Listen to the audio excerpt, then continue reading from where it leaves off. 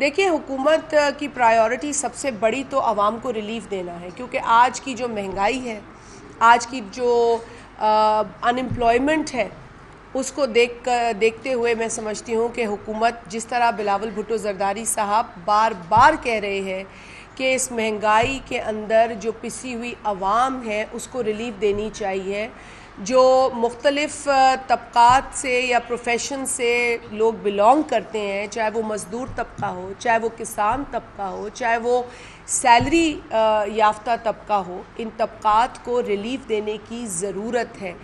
بڑے بڑے لوگوں کو ریلیف نہیں دینی ہے، پاکستان کی جو متوسط یا غریب طبقے کو بلانگ کرتی عوام ہے اس کو ریلیف دینے کی ضرورت ہے، اور جو بیجا سبسڈیز دی جاتی رہی ہیں یا دی جا رہی ہیں ان کو ختم کیا جائے۔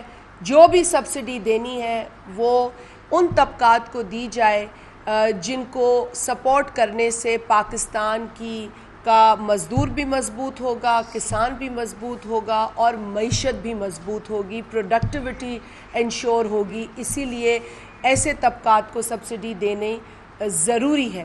تو پہلے تو ہم اس پہ بات کریں گے، پرائیورٹیز پر آ جائیں جی۔ ہمیں افسوس ہے، ایک اعلان ہوا تھا پہلے وفاقی حکومت کی جانب سے، جس میں جو فیڈرل فنڈنگ ہے یونیورسٹیز کی، اس کو روکا جانے کا اعلان ہوا تھا۔ یہ میری نالج میں تو صرف سندھ صوبے سے چیف منسٹر صاحب نے اس پر آواز اٹھائی، اور پھر اس پر کچھ افاقہ ہوا اور فنڈنگ جو ہے وہ دی جا رہی ہے۔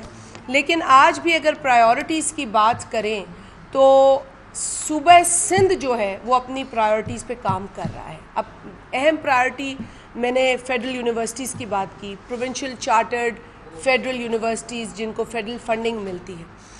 آپ اگر کے پی کو اٹھا کے دیکھ لیں تو میری جو انفارمیشن ہے اس کے مطابق 3 ارب روپے کے پی کی گورنمنٹ نے پچھلے سال رکھے تھے فیڈرل یونیورسٹیز پر، اور اس مرتبہ بھی شاید ان کا ارادہ 3 ارب روپے رکھنے کا ہے۔ اسی طریقے سے پنجاب کے اندر پچھلے برس 6 ارب روپے رکھے تھے۔ اب ان کی کوئی نئی فگر آئے تو آئے، لیکن میرے پاس سندھ کی فگر ہے کہ پچھلے برس 22 ارب روپے سندھ حکومت نے یونیورسٹیز کی فنڈنگ کے لیے رکھے تھے، جو کہ اب سندھ حکومت 30 ارب کرنے جا رہی ہے۔ تو یہ ہوتا ہے پرائیورٹیز کے اوپر کام کرنا، صرف ذکر کرنا نہیں۔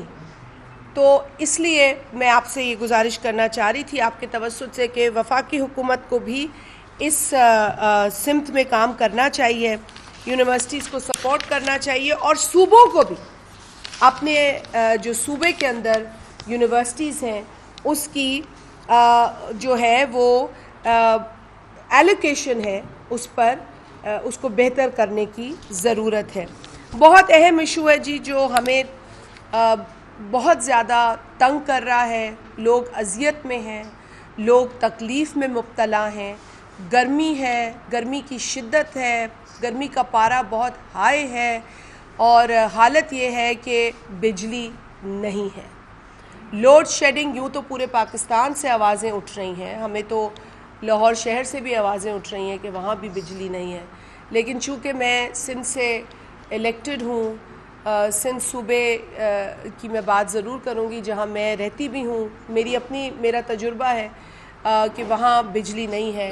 پورے سندھ کے اندر 20 گھنٹے کی لوڈ شیڈنگ ہے۔ میرے ساتھ 2 میرے آنریبل کولیگز ہیں، الگ الگ ضلعوں سے ان کا تعلق ہے، یہ بھی بات کریں گے کہ لوڈ شیڈنگ نے ہماری زندگی عذاب کر دی، ہمیں یقین مانے کہیں کا نہیں چھوڑا۔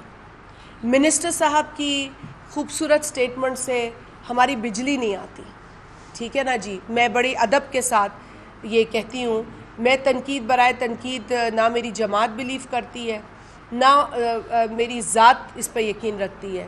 ہم تنقید برائے اصلاح پہ بات کرتے ہیں، ہم ان کو تنقید بھی نہیں کر رہے، ہم ان کی نشاندہی کر رہے ہیں۔ پتہ نہیں ان کو ان کا نیچے کا عملہ کیا بتا رہا ہے کہ جی منسٹر صاحب کی سٹیٹمنٹ ہے کہ کہیں بھی 10 گھنٹے سے زیادہ لوڈ شیڈنگ نہیں۔ بڑے ادب کے ساتھ یہ غلط سٹیٹمنٹ ہے۔ It is based not on facts but on may be wishes. یہ ان کی خواہش ہوگی کہ 10 گھنٹے کی لوڈ شیڈنگ ہو، لیکن ایسی صورتحال نہیں ہے۔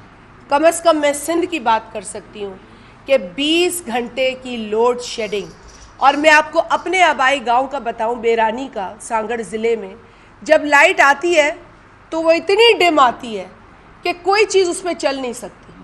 आपका फ्रिज, आपका टीवी, आपकी कोई और ज़रूरत की चीज़ वो जल सकती है, चल नहीं सकती।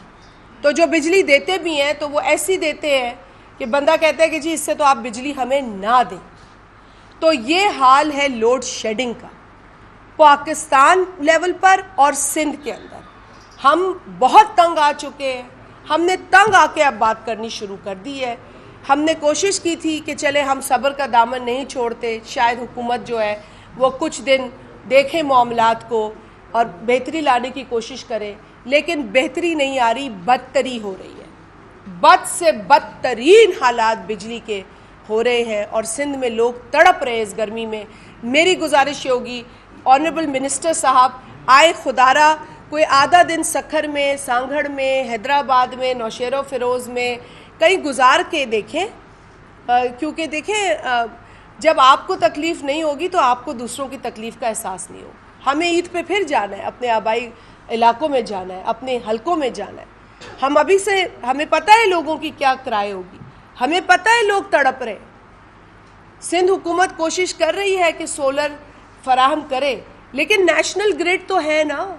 सिंध तो कंट्रीब्यूट भी कर रहा है नेशनल ग्रिड में, विंड से दे रहा है, कोल की एनर्जी दे रहा है। मतलब जब हम कंट्रीब्यूट कर रहे हैं उस पर भी हमारा ये हाल है, हमारे साथ ये सलूक किया जा रहा है। तो मैं समझती हूँ कि इसके लिए हुकूमत वक्त को और ऑनरेबल वज़ीर आज़म को इंटरवीन करना पड़ेगा। वज़ीर आज़म साहब से मेरी एक गुजारिश है, मेरी ये इल्तजा है कि प्लीज़ फौरी तौर पर ना सिर्फ आप इस पर मीटिंग करें, लेकिन एक्शन ऑन ग्राउंड नज़र आना चाहिए। ईद आ रही है और ईद पर जो अजाब लोगों के साथ होगा, मैं कान पकड़ती हूँ, ये अजाब होगा लोगों के साथ। तो प्लीज़ इस मैटर को सीरियस ले और हुकूमत से हमारी ये गुजारिश है, मुअद्दबाना गुजारिश है।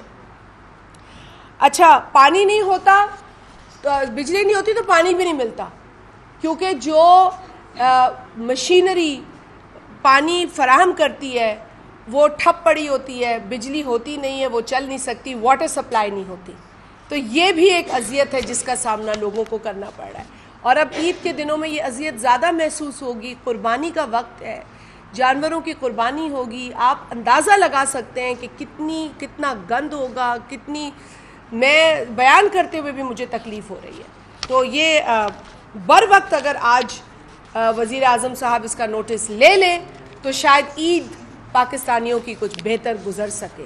लेकिन जिस अजियत से और जिस तकलीफ़ से हम गुजरने वाले हैं उसका हमें अंदाज़ा अभी से है।